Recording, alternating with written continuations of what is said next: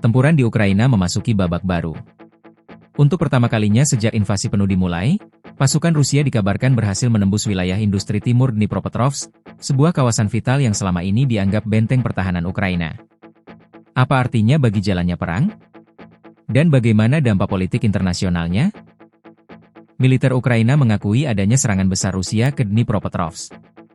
Viktor Trehubov menyebut ini sebagai serangan pertama dengan skala besar. Ukraina klaim berhasil menghentikan laju, tapi ancaman masih ada.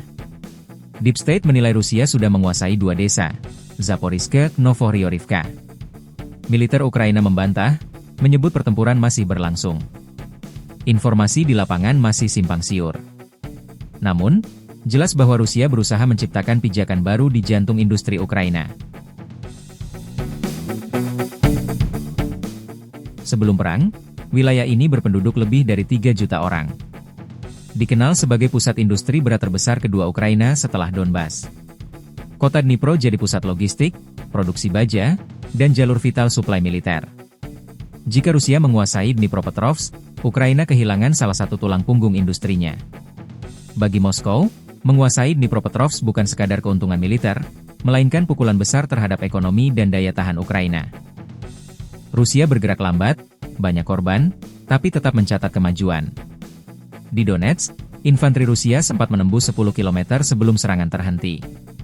Kini fokus mereka bergeser ke timur Sungai Dnipro. Strategi Kremlin, memperluas kontrol ke wilayah-wilayah yang belum diklaim resmi. Walau perlahan, Rusia terus menggigit sedikit demi sedikit.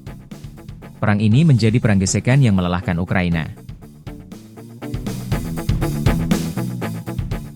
Pertemuan Putin dan Trump di Alaska, Putin bersedia akhiri perang jika Ukraina menyerahkan bagian Donetsk.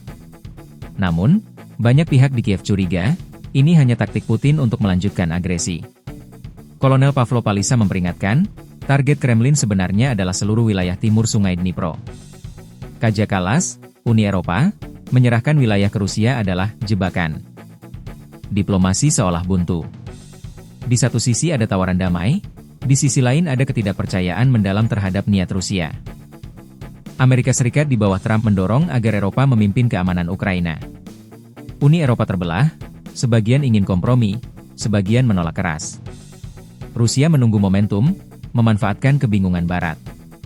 Bagi Ukraina, dukungan militer asing adalah napas kehidupan, tapi tanpa kepastian politik, masa depan masih gelap.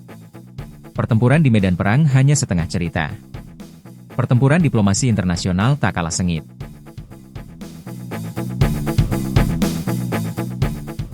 Jika Rusia sukses menancapkan kaki di Dnipropetrovsk, Ukraina makin terdesak. Kehilangan wilayah industri bisa mempercepat tekanan ekonomi dan sosial.